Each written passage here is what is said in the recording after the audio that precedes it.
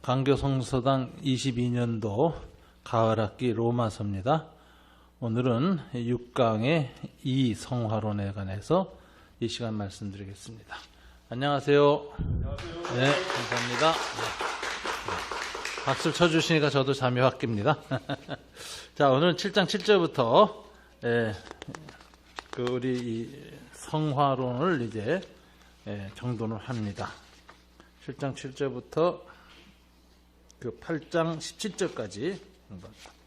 근데 이제 구조가 오늘 강의는 셋으로 되어 있어요. 첫째 옛길, 그다음에 둘째 새길 있는데 성화를 이루는 새길이죠. 옛길과 새길을 얘기하는데 중간에 옛길하고 새길로 넘어갈 때 중간에 세 개의 법이라고 하는 그 세 개의 법을 잘 이해해야 새길로 들어선다라는 내용이에요. 자, 그러면 이렇게 구조를 보고 이제 율법 7장 7절부터 보는데, 자, 우선 첫째로 율법이란 뭐냐? 이걸 이제 다시 한번 사도 바울이 이제 얘기를 합니다. 자, 그래서 이제 7절에 보면 그런즉이란 세 번째 역질문이 나와요. 그런즉 우리가 무슨 말을 하리요? 율법이 죄냐? 그럴 수 없느니라.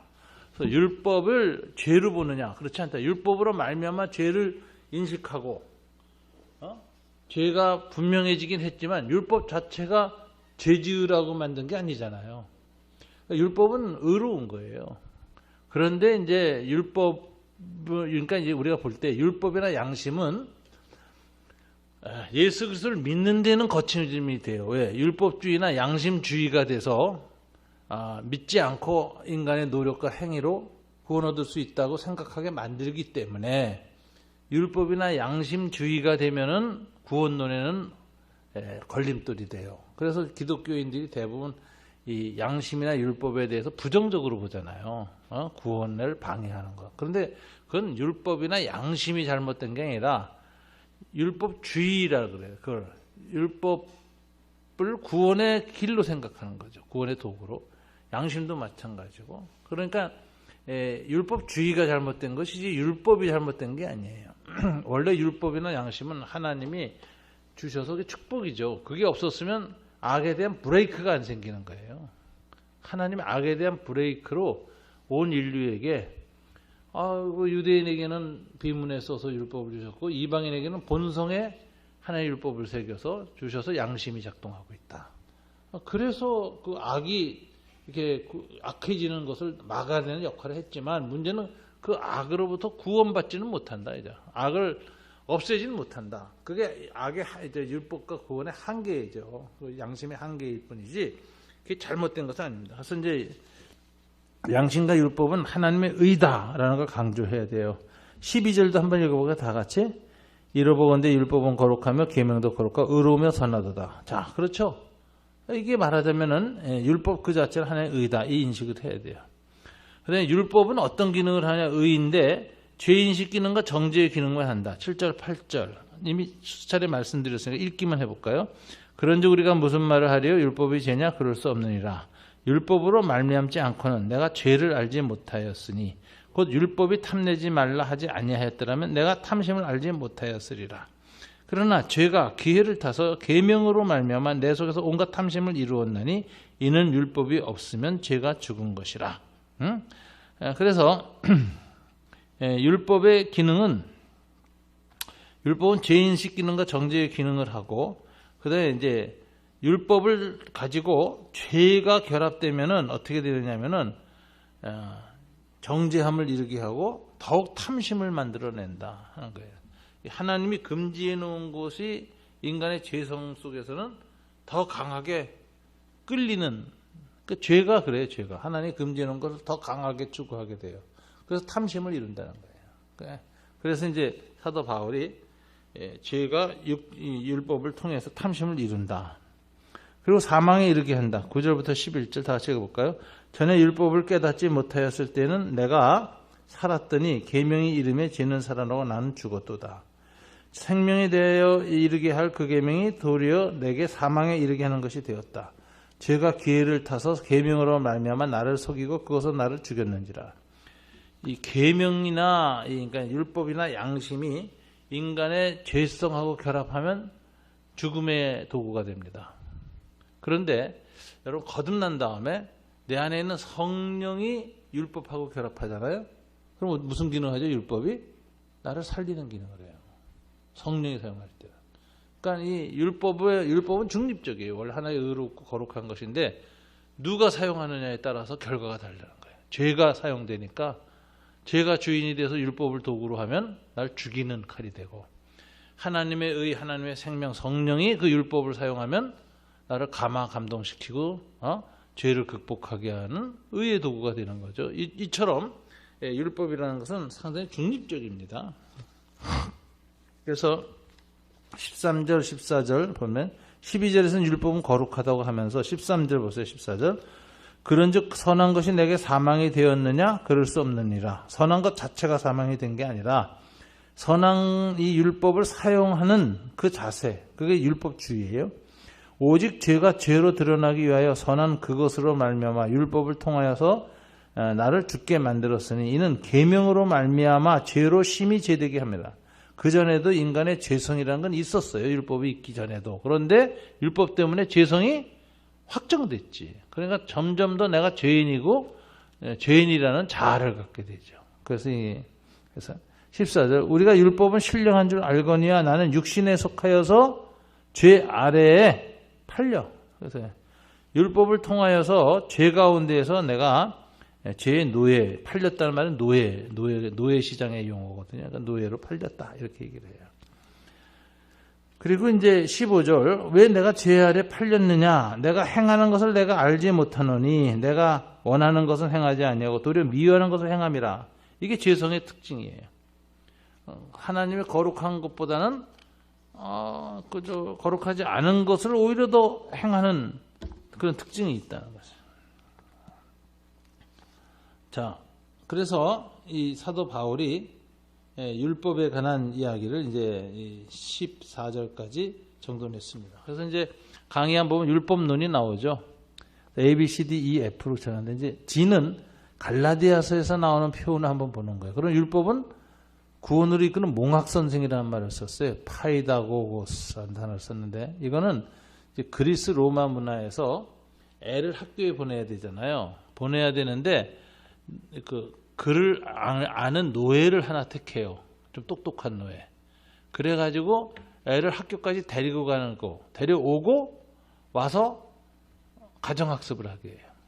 학교 배운 걸 숙제하고 여기서 그림 나오는데 여기 율법 몽학 선생이 이제 그 모습이 새겨져 있는 도자기예요. 저 애가 이제 뭐 지팡이 닦고 있는 사람이 몽학 선생인가 그렇게. 그러니까 하여튼 글을 읽을 줄 아는 그 노예 중에 한 사람을 가정교사로 삼아서 보조교사로 쓰는 거예요. 그런데 이 몽학 선생의 주된 목적은 지가 가르치는 것보다 학교로 인도하는 거야. 학교로. 이게 이제 특징이거든. 그래서 이제 율법은 복음으로 인도하는 몽학 선생이다. 그리스도께로 인도하는 초등교사다. 이렇게 얘기를 했어요. 자, 갈라디아서 3장 24절부터 20절 한번 다 같이 읽어볼까요? 써놨죠. 이같이 율법이 우리를 그리스도께로 인도하는 몽학 선생 초등교사가 되어 우리로 하여금 믿음으로 말미암아 의롭다함을 얻게 하려 함이라. 믿음이 온 후에는 우리가 초등교사 아래에 있지 아니하도다. 이 번역은 조금 욕먹을 것 같아요. 초등학교 선생님들한테. 뭐 고등학교 선생님이면 더 잘하나? 그건 아닌데 이건 표현이 조금 그런 오해를 받을 수 있습니다. 몽학 선생이라는 표현이 오히려 나아요. 글을 읽습니다. 하나님의 질서를 세우는 것, 그리고 인간의 불복종을 드러내는 것, 강의안입니다. 즉 죄를 죄로 드러내는 것, 이것이 율법의 목적이며 율법의 본래 선하고 거룩한 것이다. 그러나 새 시대를 열어놓은 그리스도의 오심으로써 율법의 기능이 끝이 났다. 율법은 어린아이, 곧 미성년자 일 동안에만 필요한 파이다고 고스다. 몽학선생. 미성년일 때는 율법 아래 있으며 실제로 노예 위치에 있다. 그리스도에 대한 믿음을 통하여 어린아이는 이제 장성한 하나님의 아들로 된다. 그는 믿음으로 가장 훌륭한 몽학 선생에게 의지하는 것보다 믿음으로 훨씬 더 나은 아버지의 장성한 아들이 되어 아버지와 새로운 친분관계를 가지게 된다. 여기서 사도 바울은 구원사적 관점에서 말하는데 죄된 상태에 있는 사람은 하나님이 주신 율법을 지킬 수가 없다. 왜? 죄성 때문에. 그가 그 계명의 정당성을 인정하고 따라서 그가 또한 자신의 죄도 인정할 때 비로소 그는 그리스도께로 인도함을 받게 된다. 그리스도 안에 있는 사랑은 율법으로부터 자유한다. 왜냐하면 그는 그리스도의 사랑의 법 아래에 있기 때문이다. 이거 이미 다 얘기를 했습니다. 한편 바울은 여기서 율법을 초등학문과 연결시키고 있지만 율법을 반대하거나 불필요한 것으로 여기지 않는다.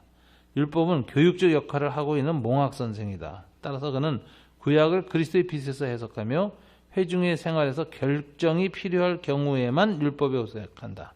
이게 이제 사도 바울이 구약 성경을 해석하는 방식인데, 첫째는 구원사적 해석이에요. 구약 성경이 오실 메시아에 대해서 어떻게 증언했는가. 구약 성경에 이런 기절이 예수님에 대해서 이렇게 예언한 것이 아니냐, 이런 식으로 해석하는 거예요. 예언과 성취로. 이게 이제 구원사적 해석이고요. 두 번째는 예일로 보는 거예요. 하나님 나라의 원리는 똑같거든. 신구약에 정의와 사랑의 원리가 있는데 그걸 생활 속에서 적용하고 문제를 풀어야 돼. 예일이 뭐냐? 구약 시대의 율법이야. 거기 보면 뭐 일하는 소에게는 멍에를 씌우지 말라라는 기절이 있어요. 그걸 신약에서 사도 바울이 그걸 인용해서 뭐에다 쓰죠? 적용을? 복음을 위해서 일하는 사람에게 헌금을 해서 생활비를 대는 것이 당연하다. 이 얘기를 할 때 써요. 그러면은 그건 어떻게 해석한 것이냐? 구약 성경을 하나님 나라의 원리의 엑서사이즈 1으로 봤다. 우리가 이제 수학 문제 풀 때 다음 문제 푸시오 해놓고 예일 하잖아. 예일은 좀 쉽게 그 원리가 드러나 있잖아요. 그걸 보고 좀 더 복잡한 문제를 풀어내는 거예요. 그러니까 구약은 예일이었어. 하나님 나라의 구약 시대의 예일. 근데 그것을 신약 시대에 쓰려면 풀어내야 돼. 원리를 찾아서. 그게 사도 바울이 구약 성경을 인용하는 원칙이었다. 그러니까 예증적 해석을 했다. 이거 예증적 해석이라고 영어로는 illustrative interpretation이라고 해요. 예증적 해석 이렇게 얘기해요. 요건 이제 구약을 봐야 돼. 구약을 해석하는 방식, 구속사적 해석, 두 번째 예증적 해석, 이렇게 두 가지. 자, 여기서 이제 율법론을 정돈했습니다. 그러면서 이제 율법주의자 시대였어요. 자기의 갈등을 회상해요. 이게 7장 15절부터 25절이에요. 7장 15절부터 25절을 어떤 분들은 거듭난 그리스도인의 갈등으로 해석하는 분들이 있어요. 상당히 실용성이 있는 해석입니다. 적응성이 있는 해석이에요. 그러나 여기에 대해서는 수많은 성서학자들 논의가 있었는데 사도 바울이 이것은 거듭나고 난 후에도 여전히 남아있는 죄성이 있잖아요. 성령으로 거듭나 그것과의 갈등을 얘기하는 것이 아니라 거듭나기 전에 율법주의자 시대였을 때의 율법과 자기의 내면 속에서의 갈등을 회상적으로 돌이켜본 것이다. 그렇게 얘기하는 이유는 8장 1절 때문에 그래요. 8장 1절을 한번 다 같이 읽어볼까요? 시작. 그러므로 이제 그리스도 예수 안에 있는 자는 결코 정죄함이 없나니 이는 그리스도 예수 안에 있는 생명의 성령의 법이 죄와 사망의 법에서 나를 해방하였습니다. 여기서 이제가 뭐냐? 이제. 이게 지금 예수 그리스도를 믿고 나서 로마서를 쓰는 현재 상태에서 하는 말이에요. 그럼 그 앞에 24절까지는 뭘까요? 25절까지의 내용은 과거 회상이에요. 율법주의자였을 때의 갈등을 돌이켜보면서 하는 해석이다. 자, 한번 강의안을 다시 봅니다. 사도 바울은 자신이 과거 율법주의자였을 때 가졌던 내적 갈등을 회상합니다. 이것은 과거 회상이라는 것은 8장 1절에 나오는 그러므로 이제라는 부사로 알 수 있습니다. 그러면 이 내적 갈등을 나타내는 이 율법주의 시대의 갈등을 얘기를 한번 7장 이제 15절부터 한번 읽어볼까요? 내가 행하는 것을 내가 알지 못하노니 곧 내가 원하는 것을 행하지 않고 도리어 미워하는 것을 행함이라. 죄 가운데 있고 율법 아래에 있을 때는 오히려 율법에서 금지하는 것을 오히려 자꾸 하게 된다 이거죠. 만일 내가 원하지 아니하는 그것을 행하면 내가 이로써 율법에 선한 것을 시인하노니 이제는 그것을 행하는 자가 내가 아니여 내 속에 거하는 죄니라. 사도 바울은 자기 안에 있는 자아와 자기 안에서 역사하는 죄의 세력을 이제 나누어 놓고 내 속에 거하는 죄가 나로 하여금 율법을 범하게 한다 이렇게 정해요. 18절 내 속 곧 내 속에 선한 것이 거하지 아니한 줄을 아노니 자기의 내면 영혼 그리고 특별히 육신 바디 원함은 내게 있으나 선을 행하는 것은 없노라.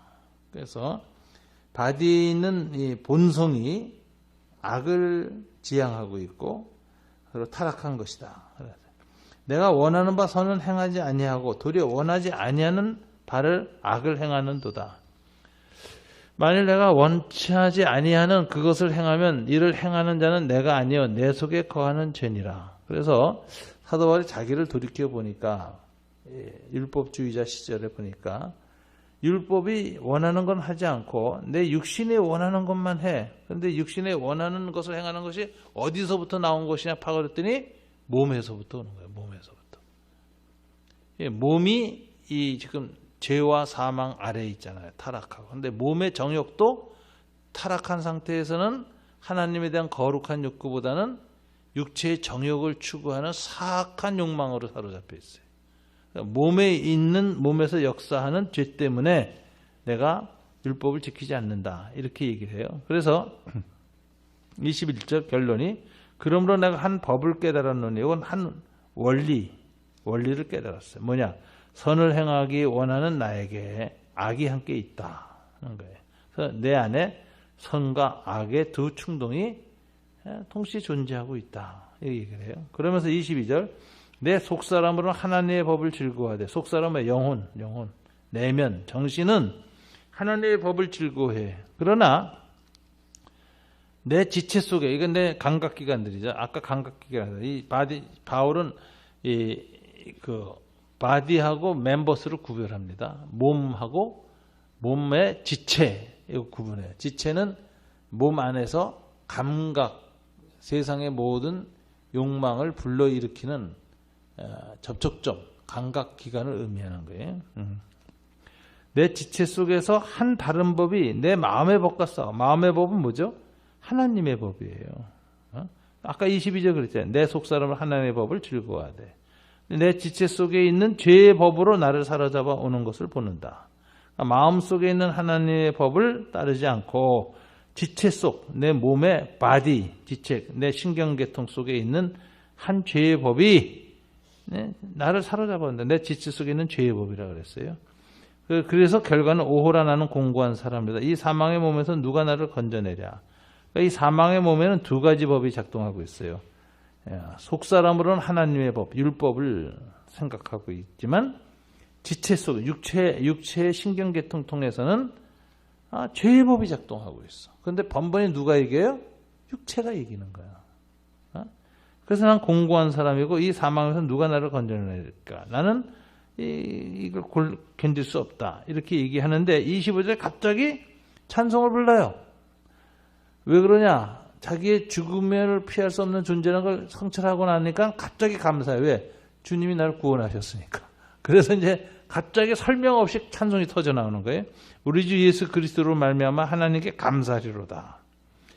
그러면서 이어서 앞에 부분을 인정해서 누가 나를 건져내랴 하면서 그런즉 내 자신이 마음으로는 하나님의 법을 육신의 지혜의 법을 섬기노라. 이게 자기 율법주의자에 대해 갈등이었어요. 그러나 아까 방금 감사 찬송이 터져 나왔죠. 그 이유가 8장 1절 2절에 나오는 거예요. 8장 1절 2절 다 같이 읽어볼까요?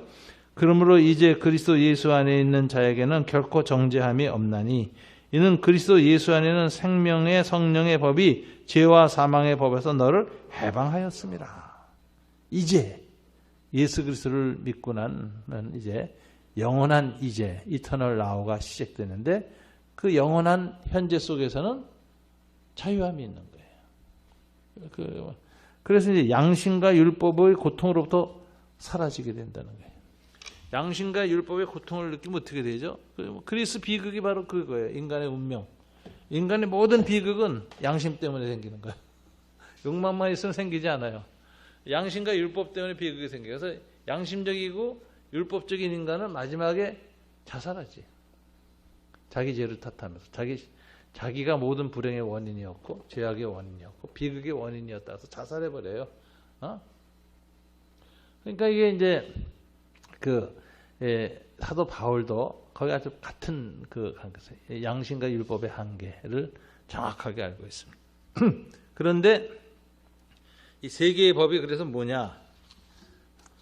하나님의 율법과 그 다음에 내 지체 속에 있는 죄의 법과 그 다음에 그리스도 안에 있는 생명과 성령의 법이 세 개의 법입니다. 그게 이제 7장 22절부터 8장 2절까지죠. 강의하는 보세요. 첫 하나님의 법, 마음의 법이라 그랬어요.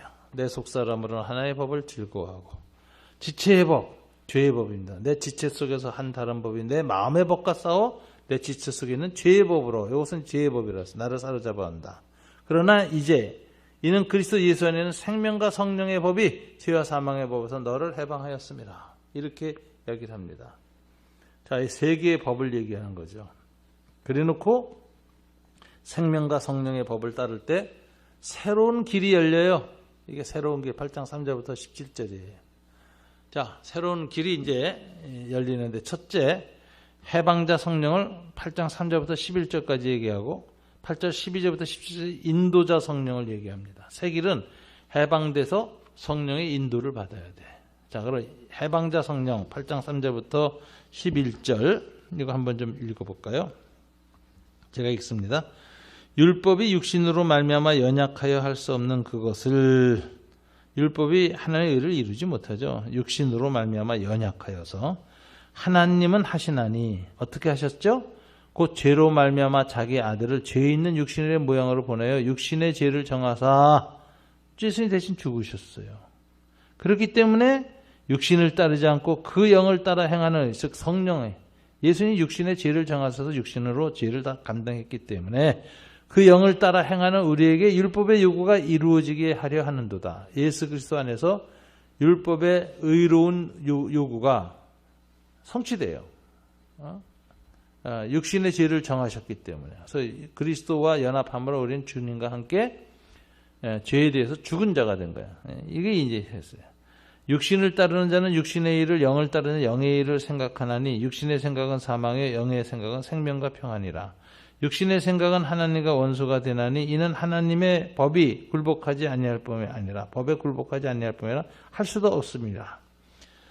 육신에 있는 자들은 하나님을 기쁘시게 할 수 없느니라. 이렇게까지 이제 얘기를 합니다.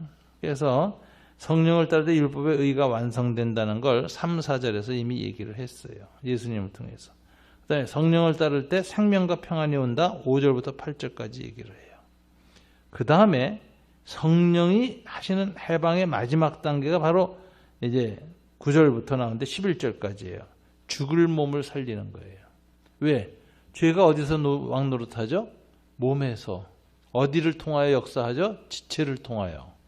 그래서 body and members가 죄가 거하는 중심 자리예요.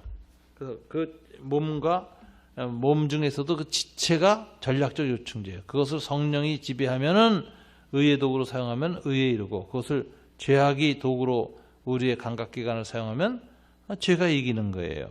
결정적인 것인데 결국은 그래서 마지막 해방은 어디에서 일어나야 되냐? 육체에서 일어나야 돼. 그래서 이제 9절 보세요.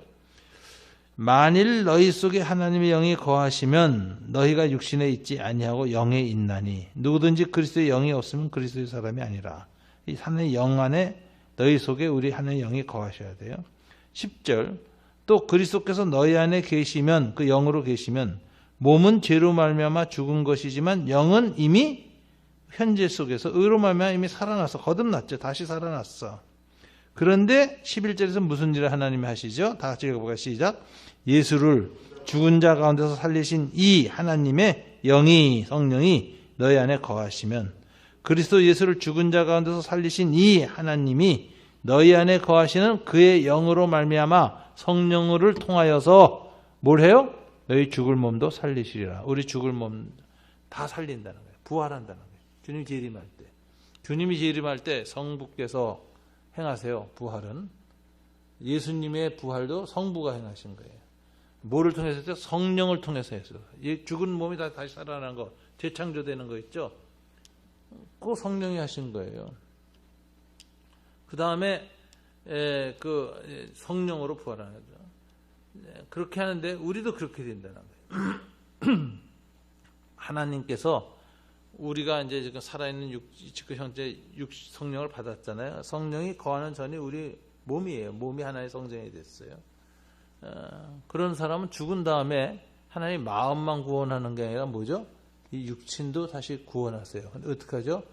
주님이 재림할 때 호련히 다 죽었던 우리가 새로운 몸으로 부활해요. 이게 이제 부활 사건이라는 건 종말론적 사건으로 성경은 얘기합니다. 그래서 이제 두 가지 부활이 있는데 악인의 부활. 악인도 다 부활해요. 히틀러도 부활하고. 그래요. 우리도 부활해요. 근데 악인의 부활은 뭐예요? 심판과 영원한 심판을 위해서 하나님 부활시켜.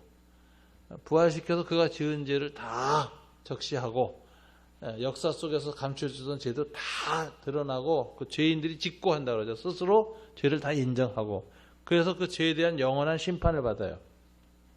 심판 부활이 하나 있어요.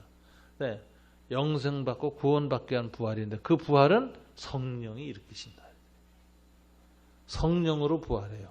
성령이 역사에서 부활해요. 그러니까 몸이 말이죠. 죽어서 흙이 돼서 세균으로 다 돌아갔을 경우도 있고 흙 속에 있는 박테리아가 다 먹어버릴 수도 있고 물속에 빠져서 물고기가 먹을 수도 있고 공중에 비행기 타다가 죽어서 다 불타버렸을 수도 있어요. 상관없어요. 성령께서 재창조하듯이 우리의 몸을 다시 부활시킨다. 그래서 다시 살아나는 거예요. 나는 이거 생각하면 재미난 상상력인데 인터스텔라에 보면 그 우주 비행사가 블랙홀로 들어가요. 그 블랙홀 이론을 여러분 잘 보시면 그 블랙홀에 지평선이 있어요. 수평선. 거기 들어가면 모든 물질이 사라집니다. 그러니까 우주선이고 뭐 다 타버리는 거예요. 모든 물질이 에너지로 전환되는 거예요.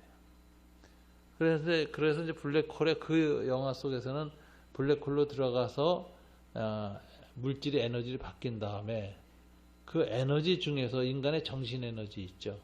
영혼이라고 하는 정신 에너지는 사라지느냐. 그 인터스텔라의 그 이론을 바탕을 둔 우주 과학자들은 무신론자이지만 굉장히 기독교적이에요. 그래서 인간의 영혼이란 에너지는 따로 자아가 있어서 우주 에너지로 흡수 통합되지 않고 독립적으로 존재한다고 보는 거예요. 그래서 그 우주 비행사가 블랙홀로 들어가서 다 타서 물질에서 에너지 상태로 전환됐는데 그 도서관 같은 데 들어가 있잖아요. 그게 이제 5차원의 세계를 상징하는 건데 거기에 가 있어요. 그래서 자기라는 의식이 있고 자기 의식을 가지고 자기 딸하고 교신하려고 애를 쓰잖아요. 그게 이제 죽은 자의 상태라는 거예요. 그래서 귀신도 있는 거예요. 그게 이제 5차원의 상태를 얘기하는데 죽음이란 뭐냐 할 때 육체라는 이 물체가 에너지로 돌아가는 거예요. 에너지로 다 분해돼서. 그래서 블랙홀 이론가들은 우주 블랙홀이 큰 것도 있지만 우리의 일상생활에 지구상 속에서 수많은 미세 블랙홀이 존재한다고 본 거죠. 여기 있는 물질들이 다 죽은 다음에 그것이 에너지로 자연으로 돌아가는 통로가 있다. 이렇게 보거든요. 미세 블랙홀을 하면은. 그런데 저는 그 인터스텔라 학자가 그 입장을 가진 사람이 50%거든요. 물리학자. 난 그쪽이 성경하고 맞는다고 생각해. 그래서 그쪽 입장을 지지하는 입장이에요. 저는 물리학 입장을 이렇게 봐도 내 신앙에 맞으니까. 그래서 난 죽은 다음에 하나님 앞에 내 의식을 가지한 영적 존재로 존재할 것이다. 그리고 내가 기억하기에는 가족들 또는 교인들을 위해서 계속 기도할 것이다. 그게 요한계시록에 나와. 죽은 다음에 하나님 앞에서 계속 탄식하며 기도하는 의인들의 영이 나와. 순교자 의인들의 영이 하나님 앞에 기도. 난 그게 일어날 것이다. 난 그렇게 확신을 해요. 왜냐하면 물리학자도 예수 안 믿는 물리학자도 절반은 그걸 주장하니까. 인간의 죽은 이후에 인간의 정신 에너지는 독자적으로 존재한다. 그게 우리가 말하는 영혼의 존재고 소멸되지 아니하는 거지. 그렇게 해서 이제 존재하는데 기독교 내세로는요. 죽은 다음에 중간 단계로 가요. 오늘 네가 나와 함께 낙원에 있으리라. 낙원은 주님의 재림 때까지 신자, 구원받기로 책정한 자가 쉬면서 기다리는 곳이에요. 고통이 없이 기다려. 그런데 나자로가 아니라 부자가 죽었잖아요. 그건 고통 가운데 있죠. 그걸 하데스라 그래요. 성경에 하데스에서 울며 슬퍼 이를 갈미 있으리라. 이거는 마지막 재림 전에 중간 단계인데 얘는 호텔에서 기다리는 게 아니라 감방에서 기다리는 거예요. 구치소에서. 그러니까 그거예요. 그래서 심판을 위해서 들어가 있는 중간 단계에서 갈라져요. 죽은 다음에 신자의 영혼과 불신자는 이게 갈라져. 하나는 파라다이스 낙원에 가고 하나는 하데스로 가. 슬피의 고통당해. 그런데 진짜 고통은 이제 재림하셔서 이 둘 다 육체를 가지고 부활해.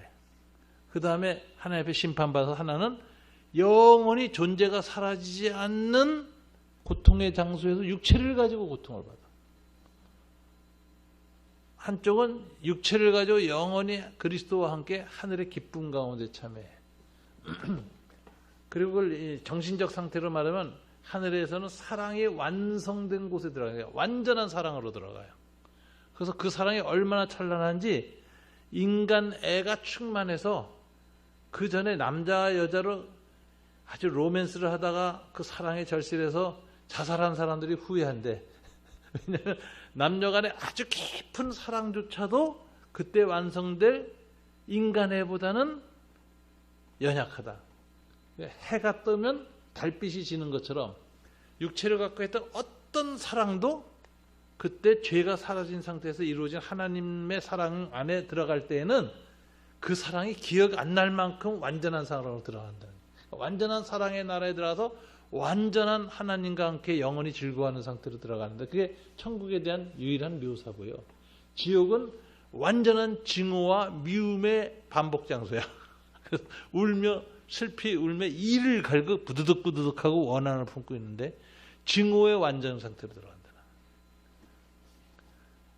지옥과 천국에 대한 구체적인 묘사는 없고 상태를 얘기할 때 사랑과 증오로 갈라져요. 그게 이제 지옥에 들어가는 건데, 그 나는 인터스텔라 보면 이제 그 사람이 이제 그 얘기는 안 돼. 어떻게 하다가 보니까 그저 블랙홀에서 튀어나왔잖아요, 다시요.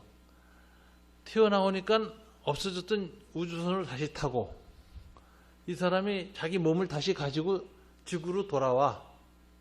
별 밖에 있다가 이제 데리고 오잖아요. 그랬더니 그쪽에 있던 시간은 짧은 시간이었지만 이쪽에서는 엄청나게 오래 가서 딸이 늙은 할머니가 되죠. 이게 이제 상대성 이론 아니에요. 시간 상대성 이론. 중력이 강한 곳에는 시간도 안 움직여. 중력이 약한 곳은 시간이 빨리 가. 시간은 중력에 의해서 상대적으로 움직이는 것이다. 그 블랙홀은 중력이 어마어마하게 강한 곳이라서 시간이 안 갔는데 이쪽에서는 시간이 확 가버렸어요. 그렇게 했는데 그 튀어나오는 거 설명을 안 해. 블랙홀에서 나오는 거 설명 못 해요. 그게 이제 소위 말하자면 아인슈타인은 블랙홀을 거부했거든요. 그 인정 안 했어요. 근데 다른 학자들이 이제 발견한 건데 다른 블랙홀 이론을 만든 사람이 맨 처음엔 얘기했을 때 이론이었는데 블랙홀이 실제로 우주에 존재한다는 게 이제 그 우주 만원경으로 확인된 거예요. 실제가. 그래서 이 이론이 맞았다 하는 게 아인슈타인보다 그 사람이 이제 더 맞은 이론이지. 그런데 그 사람이 주장한 게 화이트홀 이론이 있어. 블랙홀로 끝나지 않고 블랙홀을 지나서 새로운 그 사람 얘기는 다중우주죠. 새로운 우주로 시공간으로 다시 물질로 나온다고 보는 거예요. 그게 창조론이야. 우리로 말하면 화이트홀 이론. 그래서 나는 우주과학자는 그렇게 해서 나온 게 다중우주. 지금 현재 우주학은 또 다른 우주가 우주에 존재한다. 시공간 안에 이렇게 주장해가지고 다중우주로 가는 거 뭐 해가지고 공상영화도 굉장히 많이 나오잖아요. 그게 다중우주론인데 나는 그 다 공상이고 나 딱 그렇게 생각해. 예수님이 재림하셔서 죽은 놈이 다 살아나는 게 그게 다중우주지 뭐. 그게 창조지. 그래서 새하늘과 새 땅에 산다는데 새하늘과 새 땅은 지금 있는 하늘 땅하고 다른 땅으로 사는 거 아니에요. 다른 우주 시공간 안에서. 그게 다중우주론이지. 난 그렇게 생각해요. 뭐 다중인지 하나인지는 모르지만 그때 가봐야 알겠지. 뭐 주님 앞에 나가서 다중우주론하고 비슷한 게 이제 연옥설입니다. 그죠? 밀튼의 그 신라건에 보면은 지옥도 층이 많고 천국도 층이 많아. 그러니까 내가 뭐 천국에 층이 많다? 그렇게 뭐 인간의 뭐 상상력이죠. 믿음에 따라서 순교당한 사람하고 겨우겨우 살아간 사람하고 다르게 산다. 뭐 이런 식의 생각이거든요. 그런데 그건 가봐야 하는 거고. 그런데 이제 하여튼 물리학자들이 얘기하는 그 블랙홀 이론, 화이트홀 이론, 또 다중우주론 이런 거 있잖아요. 이렇게 다 보면은 인간의 상상력이, 물리적 상상력이 거기까지 이제 과학적으로 가 있어도 저는 이제 기독교 신학, 하나님 말씀 계시에서 딱 보면 맞는 것만 취하면 돼 나는. 그래가지고 그 물리학 같은 그 이론 같은 이렇게 들여다보고 나면 믿음이 더 강해지네. 성경이 더 확실하다는 생각도. 왜? 그 전에 아무도 그런 말 한 사람이 없어. 예수님만 얘기했거든. 죽음 이후의 세계에 대해서. 그리고 그것 중에 50%는 안 믿는 불신 물리학자들도 그쪽으로 결론을 내려. 그래서 이거 참 신기하다 이러면서 좀 봐요. 자, 그래서 이제 마지막에 우리 몸이 부활한다. 그것을 성령이 죽을 몸도 살리신다. 9절 11절에서 얘기해요. 그렇게 되면 우리가 죄로부터 완전히 해방돼. 그죠? 이게 해방자 성령이에요. 그런데 현재는 그 완전히 해방될 그때까지 인도하셔. 죄 가운데서 이제 우리를 몸과 삶을 인도하신다. 그래서 8장 10에서 17절에 인도는 세 가지 원리예요. 첫째, 영으로 몸의 행실을 죽이면 인도를 받는 거예요. 그래서 12절 13절 다 같이 한번 읽어볼까요? 그러므로 형제들아 우리가 빚진 자로 돼 육신에 져서 육신대로 살 것이 아니라 너희가 육신대로 살면 반드시 죽을 것이로되 영으로서 몸의 행실을 죽이면 살리니. 영으로서 몸의 행실을 죽이면 산다는 거예요. 그럼 영으로 성령으로 몸의 행실을 죽이는 게 어떻게 죽이는 거냐? 그것이 바로 14절 무릇이라고 하는 단어로 설명해요. 다 같이 읽어볼까요? 무릇 하나님의 영으로 인도함을 받는 사람은 곧 하나님의 아들이라. 하나님의 영으로 인도를 받으면 육신을 죽이는 삶을 사는 것이고 하나님의 아들로서 살아가는 삶이 돼. 하나님의 영으로 인도함을 받아야 된다. 자, 그럼 하나님의 영으로 인도함을 받는 이 훈련이 뭐예요? 날마다 하는 훈련. 이게 큐티예요. 성령이 말씀으로 통치하시거든. 그러니까 하나님을 예배하는 자는 말씀과 성령으로 예배할지니라. 신령과 진정. 그게 말씀과 성령이에요. 말씀과 성령으로 우리가 하나님을 예배하고 하나님을 따르게 만들어. 그러니까 말씀과 성령으로 하루하루 살아가는 게 인도함을 받는 삶이에요. 그게 해방자의 삶이야. 그래서 영으로 몸의 행실을 죽이는 것은 하나님의 영으로 말씀을 깨닫고 말씀을 실천하는 감화 감동을 받는 것이다. 그래서 성령이 말씀으로 우리를 깨닫게 하시고 감화시키고 인격을 변화시키고 감동, 권능이 임해, 능력이 임해서 삶의 방향을 바꿔줘요. 그리고 의의 길로 걸어갈 수도 힘을 줘. 성령의 능력이라는 거죠. 그래서 감화, 성령의 그 깨닫게 하신 조명이라고 신학적으로 성령의 조명, 일루미네이션, 조명, 감화, 내적 감화, 인격의 변화. 그 다음에 감동, 이건 무브먼트예요. 우리의 삶이 내 영혼과 육체가 그쪽으로 가도록 힘을 주시는 거야. 이 성령의 감동을 받아서 움직이는 거거든. 이것이 이제 인도자 성령의 인도함을 받는 것이에요.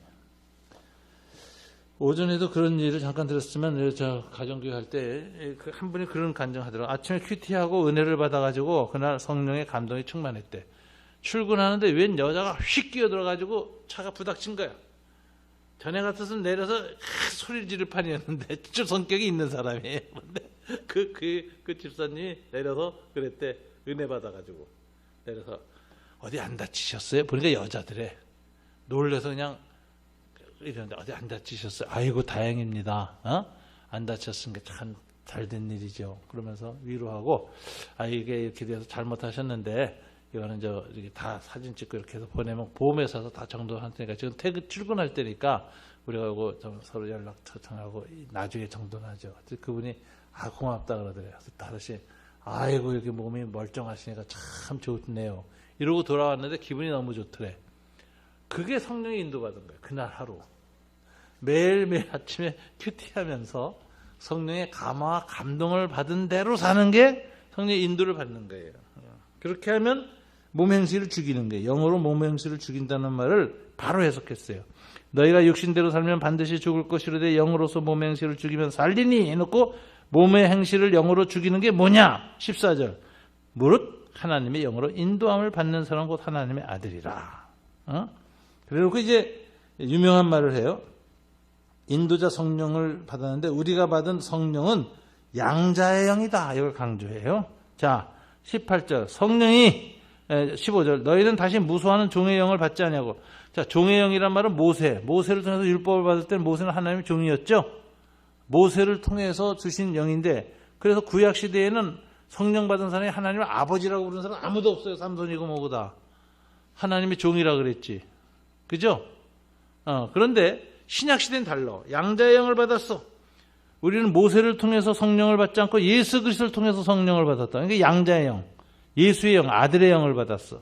그래가지고 성령을 받은 다음에 하나님과의 관계가 아버지의 아들 관계로 변하니까 즉각적으로 본능적으로 영성적으로 영적 본능으로 뭐라고 부르짖게 돼 있어요? 아빠, 아버지라고 부르짖느니라 이렇게 돼 있어요. 이 사건은 뭐냐? 아빠, 아버지라고 부르짖게 된 것을 16절에서는 성령이 친히 우리 영과 더불어 우리가 하나님의 자녀인 것을 증언하신다 이렇게 얘기를 해요. 그러니까 우리 마음속에 성령이 들어오시면 내 마음에 뭐가 있죠? 내 영이 있고 내 영 안에 마음문을 열 때 성령이 들어오셨어요. 내 몸에 마음에 들어오셨어요. 그럼 마음에 들어오셔서 일어나는 일이 내 죽은 영, 하나님을 모르고 하나님과의 죄로 인해서 교신을 못하고 있던 영을 다시 살려서 하나님을 아는 영으로 만드는데 그때 성령이 뭐라고 내 영한테 증거하냐면 너는 하나님의 아들이다라고 증거한다는 거야. 거듭나면서. 그래서 거듭나면서 저절로 하나님에 대한 칭호가 바뀐다는 거야. 아버지로.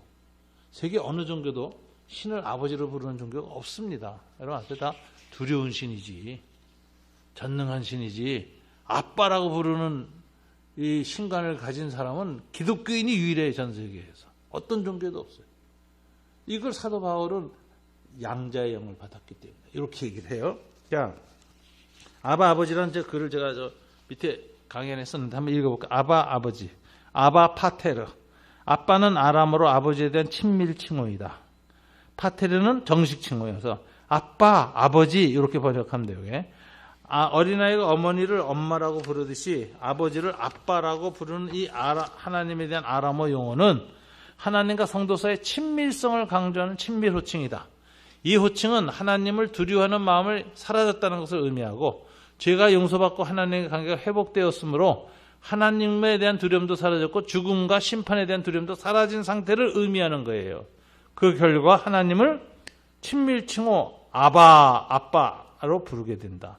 성령 받은 증거가 바로 이 하나님과의 친밀성 회복이다. 이게 얘기하는 거예요. 성령이 우리의 영과 더불어 증거한 것이 뭐예요? 우리가 하나님의 아들이라는 걸 증언했는데 그 증거가 뭐예요? 양자의 영을 받은 증거가 우리가 나오는 본능적인 하나님에 대한 호칭이에요. 아버지로 인식하고 아빠라고 부른다는 거예요. 이건 본능적, 영성적, 본능적 호칭이에요. 특별히 부르짖는다는 단어는 크라조인데 새끼 까마귀가 깍깍 우는 것에 근거한 이 단어는 성도가 하나님께 부르짖는 것에 대해서 사용했다. 갈라디아서 4장 6절에서는 성령께서 그렇게 부르짖는다. 우리를 위해서 그렇게 얘기했고 로마서 8장 15절에서는 우리 신자가 스스로 부르짖는다. 아버지를 향해서. 한마디로 신자들이 하나님을 향해 아빠, 아버지라는 친밀 칭호로 부르짖는 것은 이 까마귀가 깍깍거리는 것은 신자의 내면에서 성령께서 부르짖는 것을 인식한 성도의 영성적, 본성적, 반응적 부르짖음이다. 따라서 이 호칭으로 하나님과 관계를 맺는 것은 오직 성령으로 말미암아 새 생명을 얻은 성도에게만 일어나는 현상이다. 우리가 아버지라고 인식해서 아버지라고 부르지 않는다는 거예요. 그냥 거듭나면 갑자기 하나님을 생각할 때 아빠라고 부르게 된다는 거예요. 하나님 아버지라고 부르게 된다는 거예요. 부처님 아버지라고 부르는 거 들어봤어요? 없어요. 전 세상에 어디에요. 알라 아버지라고 부르는 사람 없어요. 오직 기독교에서만 하나님 아버지로 부르지는데 그것은 학습해서 생긴 게 아니라 거듭날 때 생기는 본성적 반응이다. 이렇게 얘기를 하는 거예요. 그러니까 사도 바울이 강조하는 거죠. 성령이 너희는 다시 무수하는 종의 영을 받지 아니하고 양자의 영을 받았으므로 우리가 아빠 아버지라고 부르짖느니라. 본능적으로 부르짖죠. 영성적으로. 성령이 친히 우리의 영과 더불어 우리가 하나의 자녀에서 증언하는 현상이다. 이렇게 해석하는 거예요. 증언해. 성령의 증언이다. 우리가 아빠 아버지라 부르는 거. 자, 그러면서 이제 17절에서 이제 한 가지 중요한 얘기인데 이제 영광론, 영화론하고 연결되는 거예요. 성화론은 영화론과 연결되는 기절이 17절이에요. 다 같이 읽어볼까요? 자녀이면 또한 상속자다. 곧 하나님의 상속자다. 그러므로 그리스도와 함께한 상속자니, 상속자의 특징이 뭐예요? 우리가 그와 함께 영광을 받아, 이제 마지막 종말론적인 주님 재림할 때 주는 그 영광을 받기 위하여 현실 속에서는 육체로 말미암아, 죄로 말미암아 여러 가지 시험 환난으로 말미암는 고난도 함께 받아야 할 것이라. 그래서 성령을 받아서 하나의 자녀가 된 사람들은 이 세상에서 받는 온갖 종류의 고난이 있죠. 생로병사, 늙어감, 죽어감, 암걸림 이런 것도 다 영광으로 바뀐다. 고난을 믿음으로 받으면 영광이 되고요. 고난을 믿음으로 받지 못해서 하나님에서 불평, 불만, 막 원망하면은 영광으로 안 바뀌는 거예요. 그래서 하늘의 영광, 하나님을 영화롭게 하는 삶이라는 건 인간의 삶의 모든 고난 속에서도 하나님에 대한 신뢰와 믿음과 감사와 하나님을 기뻐하면서 그걸 감내하는 것. 이게 고난을 영광으로 바꾸는 삶이에요. 그래서 제가 그러잖아요. 신앙은 연금술이다. 고난이라는 것을 황금으로 바꾸는, 영광으로 바꾸는 하나님 나라의 연금술이다. 신자란 뭐냐? 연금술사다. 제가 그렇게 문학적으로 표현해요.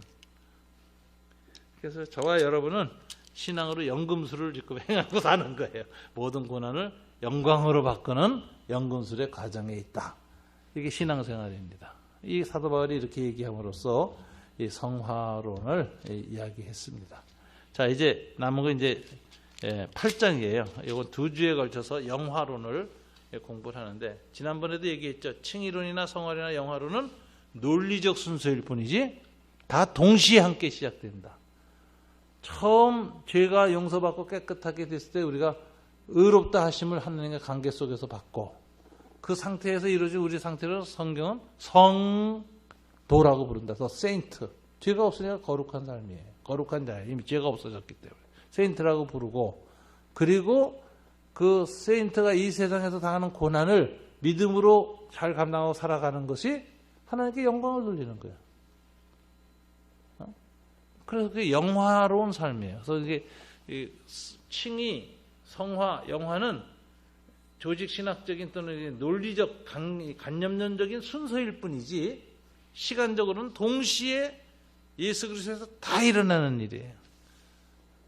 칭의도 일어나고 성화도 일어나고 영화도 일어나고 있는 것이다. 그래서 이제 그것을 이제 8장에서 이야기합니다. 오늘은 이렇게 해서 성화론 강의를 끝냈습니다. 감사합니다. 예.